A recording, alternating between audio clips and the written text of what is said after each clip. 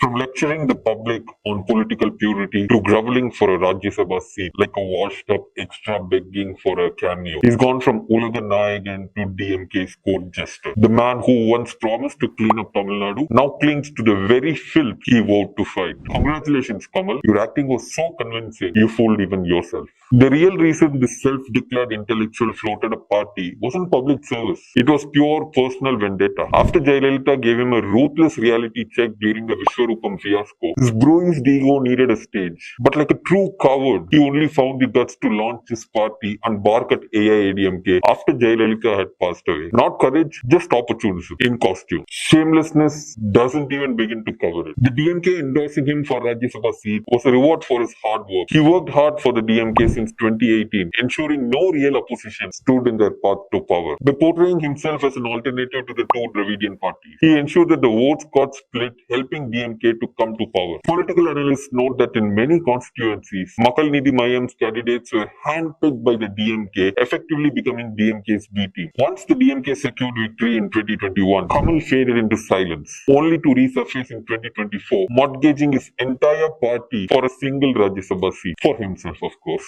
And in May 2025, the DMK kept its promise of the Rajya Sabha seat by nominating him. Interestingly, most of Kamal Haasan's key party members, having already anticipated his political leanings, either resigned or defected to the DMK. Kamal Haasan has proven time and again that he is a classic turncoat, a third-rated opportunist who parades as an intellectual but operates with zero consistency, zero conviction, and zero honesty. This is the same man who surrendered his self-respect and his party's relevance just to sit in the Rajya Sabha, shamelessly propping up the DMK's crown prince, someone half his age, just to stay politically alive. This video is to show the political evolution of Kamal Haasan and call him for what he is, a political fraud. So let's go a few years back to 2020 when Kamal Haasan opposed the DMK. In 2020, Kamal Haasan personally released a statement on his official social media account expressing criticism towards the ruling Dravidian parties in Tamil Nadu regarding the escalating debts in the state. He stated, every man, woman, child, and even an unborn child of Tamil Nadu will have to bear a debt of 57,000 rupees. The two Dravidian parties who ruled and swindled alternatively are responsible. Let's join hands and put an end to their looting. Come, let's forge a wealthy, debt-free Tamil Nadu. Does Kamal Haasan know what is the debt burden that a person in Tamil Nadu carries today? It has doubled to 1.21 lakhs. Where is he now? Kamal Haasan had also shared,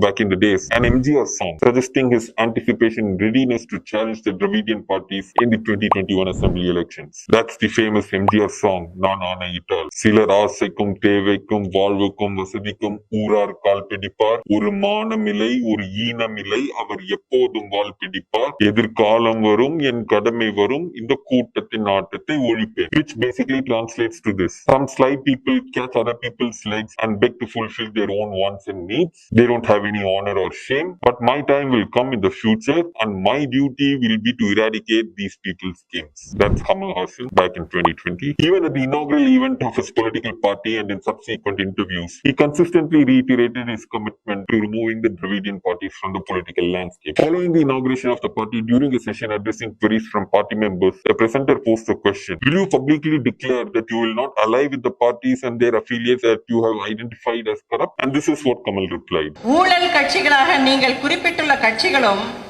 அதை சார்ந்த கட்சிகளுடனும் நாம் கூட்டணி வைக்க மாட்டோம் என்று நீங்கள் பகிரங்கமாக அறிவிப்பீர்களா? அறிவிச்சிட்டா போச்சு. Back in 2021, the same Kamal Haasan was far from being a DMK ally. He frequently took jabs at the party and its leadership. One of his most controversial comments came when he mocked DMK President MK Stalin by suggesting that merely uttering his name was enough to insult the late DMK patriarch and Karunanidhi. This statement was made in response to the backlash Kamal received from DMK supporters over a remark he made referencing a wheelchair, widely perceived as a slight toward Karunanidhi. Clarifying his position at an event on March 8, 2021, Kamal said, "They misunderstood that I had insulted Karunanidhi when I spoke on wheelchair. But truly, if one were to insult Karunanidhi, one has to just say MK Stalin." He didn't stop there. Taking aim at the DMK's election anthem, Stalin Dan Varadu, which means Stalin is coming, Kamal quipped that even dacoits these days announce their arrival in advance. An unsettled dig at the DMK's return to power. And who can forget the torchlight thrown on TV? அந்த கலைஞரின் மகனாக இருக்கக்கூடிய நான் சொல்லுகிறேன், He also accused the DMK of lifting ideas from his party's manifesto after the DMK released its vision document in Trichy on March 7, 2021. Kamal alleged that many of their promises closely mirrored those of Makkal Needhi Mayam. Kamal shared, I once protested against the imposition of Hindi, but ironically ended up acting in Hindi films. Back then, the political climate justified the protest too. Today, rather than opposing Hindi, I would say long live Tamil. Let Tamil thrive too. This was Kamal Haasan before 2021. Post 2021 Kamal is Kamal the bootlicker of DMK, who like the DMK tried to incite linguistic passion with his Tamil versus Kannada remark. So now Kamal has gone from a DMK critic to a DMK stooge. After a series of electoral defeats, Kamal Haasan and his party Makkal Needhi Mayam struggled to stay politically relevant. In the 2019 Lok Sabha elections, M&M contested 37 seats but failed to win even one, managing only 0.4% of the total vote share. That's around 16 lakh votes. It was a complete washout. Things didn't improve in the 2021 Tamil Nadu Assembly elections, where M&M fielded candidates in 180 constituencies and again failed to win a single seat, securing just 2.62% of the votes. The party faced similar rejection in Puducherry, contesting 22 seats with no wins and just 1.89% of the vote share. Across these elections, most MNA candidates lost their deposits. Despite initial speculation of a possible alliance in the Congress in 2019, the party ended up isolated and ineffective, especially in rural regions. Faced with repeated rejection at the ballot box, Kamal Haasan reached for his last resort, mortgaging his political outfit for personal ambition. In a desperate bid to enter parliament, he struck a deal with the DMK, a party he once harshly criticized. That trade-off, a Rajya Sabha seat for himself. Even more telling is how Kamal transformed into a vocal supporter of DMK's ideological line. After DMK Minister Udayanithi Stalin stirred nationwide outrage by calling for the eradication of Sanatana Dharma, aka Hinduism, comparing it to diseases like dengue and malaria, Kamal stepped in, not to condemn, but defend. In a social media post, Kamal Haasan framed Udayanidhi's remark as part of a healthy democratic discourse. The hallmark of a true democracy is the ability to disagree and engage in open discussion. History has shown that asking the right questions leads to better answers in a more progressive society, he said. Backing the Dravidianist rejection of the term Dharma, Kamal Haasan insisted that Udayanidhi had the right to his opinion and urged critics to respond with debate, not legal threats or emotional manipulation. Tamil Nadu has always been a space for intellectual debate. We must evaluate our traditions with an open eye towards inclusivity, equality, and progress. That's what he said. In 2023, Kamal Haasan offered an unusually glowing birthday tribute to Udayanidhi Stalin, lauding his performance as Tamil Nadu's Minister for Youth Welfare and Sports Development. He tweeted, Anbu Thambi, Udayanidhi Stalin has achieved remarkable achievements in the responsibilities he has taken in on a short period of time. My heartfelt birthday greetings to my brother Udayanidhi Stalin, who is working effectively as the Minister of Youth Welfare and Sports Development of the government of Tamil Nadu and the Youth Secretary of the DMK. This public praise wasn't just a casual birthday message. It reflected the well-understood political reality in Tamil Nadu. To stay in the DMK's favor, especially under the current regime, one must be in the good graces of Udayanidhi. This unwritten rule applies not only to the newcomers but also to seasoned politicians. Kamal Haasan's praise therefore came across more as a strategic show of allegiance than a genuine acknowledgement. An act seen by many as political sycophancy. During the severe floods that crippled Chennai in December 2023, Kamal Haasan emerged not as a critic of the government's handling but as a vocal defender of the DMK administration. At a press conference on December 8, 2023, Kamal Haasan downplayed the state's responsibility, instead blamed the unprecedented rainfall and climate change for the disaster. Despite claiming to lead a party rooted in clean and accountable politics, Kamal's stance showed complete alignment with the DMK's narrative. He went so far as to claim the city received 56 centimeters of rainfall in 24 hours, a figure that did not align with the official IMD record. Still, he insisted that instead of pointing fingers, now is the time to set aside criticism and work together. Kamal urged the public to take individual responsibility. The government cannot reach out to 1 crore people at once. We must be prepared ourselves. We can criticize the government later. For now, let's focus on supporting the efforts being made. That's what he said. He also praised the media for not sensationalizing the crisis and in a surprising shift placed the blame on citizens for buying homes in flood-prone areas. We are the ones buying land, filling it with sand and building on it. The government comes in later. This is a collective failure and we must correct it. But this tone was in stark contrast to Kamal Haasan's own statements during the 2015 Chennai floods. Back then, he had sharply criticized the ADMK government for its failure to manage the crisis. Speaking to the media, he had said, I'm ashamed to watch my fellow citizens suffer. If this is Chennai, imagine the condition of other areas. Even after the rain stopped, it will take months for the city to recover. The government machinery has collapsed. He had gone further, questioning the use of taxpayer money and lashing out at politicians. I don't believe in God, but I have even less trust in politicians who call themselves God. Where is the money we paid in taxes? If such emergencies arise, the government expects donations from people like me, but I give not as a wealthy man who exploited others, but as someone who genuinely cares for the people.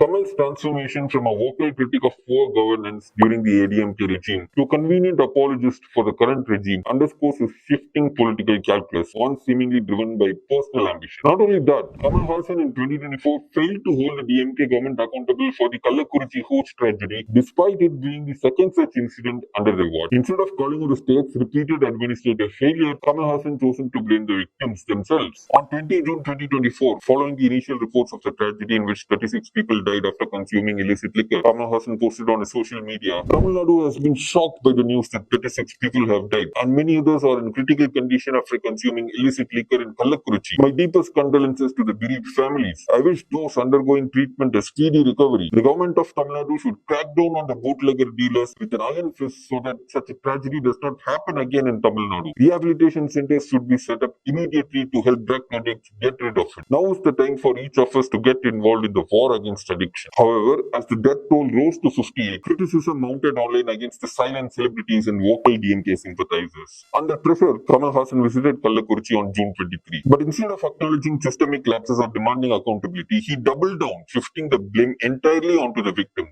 Addressing the media, Kamal said, "These victims will have to understand they have exceeded their limit and they have been careless. They have to be careful. They have to take care of their health. My request to the government would be to create psychiatric centers which will counsel them. The only person who needs to be treated like a psychiatric center is Kamal Haasan. It has to be occasional drinking, social drinking if at all. But they must understand that exceeding limit in any form, be it sugar or anything, is bad." This is what Kamal Haasan said. Kamal Haasan's remarks drew criticism for lacking empathy and ignoring the root causes: unchecked illicit liquor networks, weak law enforcement, and recurring administrative negligence. Rather than demanding a robust crackdown or justice for the families affected, Kamal's comments came across as tone-deaf, deflecting blame from a failing system to the most vulnerable. Kamal is also shameless. So shameless that he campaigned for Dayanidhi Manan, the same person who called Kamal Haasan the B team of BJP. What will be the future of Kamal Haasan? Ask Modi. Is BJP's B team? Kamal had also praised Udayanidhi Stalin's pet project, the Formula 4 race, which was a colossal waste of money. On the other hand, he kept his mouth shut for real issues, be it Vengevayal feces mixing in water tank issue, or the rising custodial debts, or the Anna University sexual assault case. All 9 holes of Kamal were shut. All this DMK buttressing has finally paid him off. DMK Stooge Kamal Haasan's wealth has skyrocketed to 305 crores after DMK came to power. According to his latest income tax filings for 2023-24, Kamal Haasan reported earnings of 78.9 crore, a massive increase from 22.1 crore that was reported in 2019-20. Coming to luxury vehicles, he has 4 luxury brand cars: Mercedes-Benz, Lexus, BMW, and 1 Mahindra Bolero. The worth of his cars alone totals to 8.43 crores. Now that we see the political evolution of Kamal Haasan, let's take a look at what kind of a person will be entering Rajya Sabha on DMK's ticket. Beyond his political maneuvering to stay relevant and secure a foothold in the Rajya Sabha, Kamal Haasan has often echoed views aligned with the DMK's anti-India and anti-Hindu stance. Here are some notable instances that reflect Kamal's recurring anti-India sentiment. He had called for a plebiscite in Kashmir. When Article 370 was abrogated, Kamal Haasan called it a direct blow to democracy and called the move as an autocratic decision-making process. This move is highly regressive. Article 370 and 35 have historical significance, and any changes should have been made through a consultative, inclusive process. This is what Kamal Haasan had said. Not only this, back in February 2019, during a public event in Chennai, Kamal Haasan raised several provocative questions, stating, "Why do the soldiers die? Why should our homes watchmen die? If politicians on both sides, that is in India and Pakistan, behave properly, no soldier needs to die. The line of control will be under control. Why is India not holding a plebiscite in Kashmir? What are they, that is the Indian government, afraid of?" In fact, a leaked censor certificate for the film Amaran, which was produced by Kamal Haasan, reveals that the film promoted an inaccurate depiction of the Indian map, which is leaving out the POK part from Kashmir. It's not that Kamal has been this way only now. Kamal Haasan had bemoaned about this Ulaganayagan film getting shelved because of the Indian government ensuring its nuclear security. Speaking to NDTV on their program called Talking Heads in February February 2000, Kamal Haasan, in response to a question on why Marudanayagan had stopped, suddenly said, "No, it was not stopped suddenly. Thanks to a nuclear bomb, it stopped." Not suddenly, thanks to a nuclear bomb. Kamal Haasan seemed to be more worried about his financial status rather than feeling happy for a country that successfully carried out its nuclear tests. Kamal Haasan was the first person to say that India's first terrorist was a Hindu. In May 2019, Kamal Haasan stirred controversy by calling Nathuram Godse, the assassin of Mahatma Gandhi, as India's first terrorist, and that too a Hindu terrorist. And where did he say this? In Aravakuruchi, a Muslim majority constituency in Tamil Nadu. And this is what he says. I'm not saying this because this is a Muslim-dominated area, but I'm saying this before a statue of Gandhi. Free India's first terrorist was a Hindu. His name is Nathuram Godse. Starts from there. This is Kamal Haasan's exact word. Emphasizing unity and equality, he added, "Good Indians desire for equality and want the three colors in the tricolor to remain intact. I am a good Indian. Will proudly proclaim that." In his film Hey Ram, there was another attempt at minority appeasement in which he would have shown Hindu nationalists as Nazis. And here are some other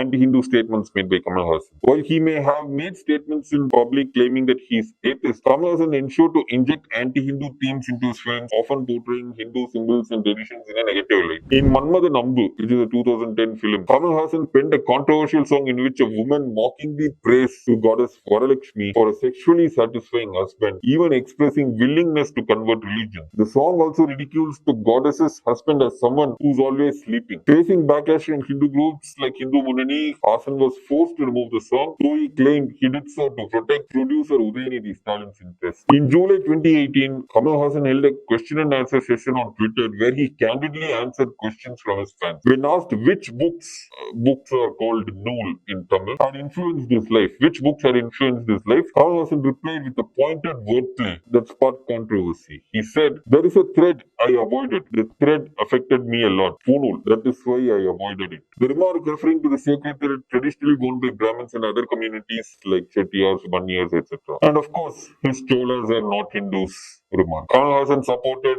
Vetrimaran's controversial claim that Rajaraja Chola wasn't Hindu. Vetrimaran had said at an event after the release of Ponniyin Selvan film, he had said, "They, that is the BJP RSS, are trying to steal our identity. They have already tried to saffronize Thiruvalluvar. We should never allow that." This is what Vetrimaran had said. Kamal Haasan echoed this view, stating, "There was no name called Hindu religion during the Rajaraja Chola's period. There was Vainavam, Shaivam and Samanam. It was the British who coined the term Hindu since they didn't know how to refer to it collectively." He compared it to the colonial renaming of places, saying it is similar to how they changed Tutukudi to Tuticorin. Kamal has also delegated Hindu gods. While talking about women's issues on a stage back in 2020, Kamal Haasan said, "They say that women wearing less dress is the reason for the rape crime. Gods wear less dress. A few gods don't wear any dress. When you don't get the urge on seeing that, how come you feel the urge while seeing my sisters?" Another time, he refused the Purna Kumbham honors offered by Hindu priests on behalf of a Murugan temple in Kanchipuram. This happened in December 2020. So let's try to put Kamal Haasan's political journey in a nutshell. Kamal Haasan advocates for secularism, but he forms alliance with anti-Hindu DMK that calls for eradicating Sanatana Dharma. Kamal claims himself to be secular but targets Hinduism in film. To disparage Hindus, he doesn't have a problem in calling the first terrorist of India as a Hindu, but Cholas are not Hindus according to him. Kamal portrays himself as a brave artist but kneels down before Islamists even if he had shown nothing wrong about Muslims in his films, which is Vishwarupam that I'm referring. Kamal Haasan claims himself to be a rationalist and a grandson of Periyar. He will reject Purna Kumbham honors and humiliate the priests of the Murugan temple, but he will file his Rajya Sabha nomination on a Muhurtam day after the Rahu Galam. Kamal Haasan advocates for a drug-free society in his movies like Vikram, while remaining silent on real incidents of drug seizures involving the now expelled DMK functionary Jafar Sadiq. Kamal Haasan himself had met the drug kingpin Jafar Sadiq, who is a former DMK NRA functionary. He was arrested by the Narcotics Control Bureau in connection with an expensive international drug trafficking network. Vikram, the film itself, was produced by none other than Udayanidhi Stalin's Red Giant Pictures. And actress and singer Suchitra had in an interview said that cocaine was served on silver plate at Kamal Haasan's birthday parties. வெள்ளித்தாம்பளத்துல கொண்டு வருவாங்க Kamal Haasan பார்ட்டில Kokken. But he will portray himself as a champion of drug-free society in his movie Vikram, ironically produced by Red Giant Movies. Kamal shows himself as a warrior against corruption, while aligning with the party that is known for doing scientific corruption. corruption. Kamal will talk about corruption, but his wealth will skyrocket to 305 crores after DMK comes to power. Kamal will speak communism, but he will own 4 luxury brand cars, all totaling to 8.43 crores. Kamal will fight terrorism in Vishwarupam, but allies with those who call for the release of terrorists who bomb the city. Kamal claims to have immense love and respect for Ilayaraja, but he will campaign for Congress's EVK's Ilangovan, was now passed away. Ilangovan had abused Ilayaraja with casteist remarks. Kamal Haasan will give lectures on democracy, but will say that people have no right to question him as they are not full-time citizens. Kamal will talk about equality, but when fans from various parts of Tamil Nadu eagerly gather to meet the actor and present him with gifts, they will be made to stand in serpentine queues as if he is on Tirupati Balaji, and there will be a barricade erected with bouncers pushing one fan after another in a few seconds. You can also see an enthusiastic fan had approached Kamal Haasan for a handshake, but the actor reportedly refused and only greeted the fans with a namaste. On the other hand, there was a separate birthday party thrown for Kamal, where all celebrities from the cine field had come. In this, Kamal Haasan was seen taking photographs with Amir Khan, Surya, Kumar, hugging, handshaking, etc. Kamal talks about Tamil pride, but allies with those who were in power when Jallikattu was banned. Kamal will give voice for restless protest over allegations, but not a word for the Anna University girl who was sexually assaulted by a DMK man. Kamal will talk about women empowerment, but he himself will share stage with a serial molester and worse yet, kissed an underage actress without permission, used to drop his niece Swasini Maniratnam at a women's college without wearing pants. Summing up Kamal Haasan's politics in a single scene, in a notable display during an M&M party meeting at Alwarpet office, Kamal Haasan made a dramatic gesture aimed at promoting integrity in politics. In the video, he firmly stated, only those who believe that they can be honest and win by doing politics like that, they can be here. If there is even a hint of disbelief in that, the door will open in a few seconds. As he points towards the door opens. No people who are dishonest can leave. Well, this gesture was intended to inspire commitment to clean politics amongst party members. It now seems very ironic. In the years that followed, Kamal Haasan appeared to abandon those very principles himself, making political compromises and alliances that contradict the integrity he once demanded from his cadre. In the end, it appears Kamal is the first to walk through the symbolic door. And that's why Kamal Haasan is a third-rated hypocrite and a political fraud who had pledged his self-respect and party at Stalin's feet for a Rajya Sabha seat.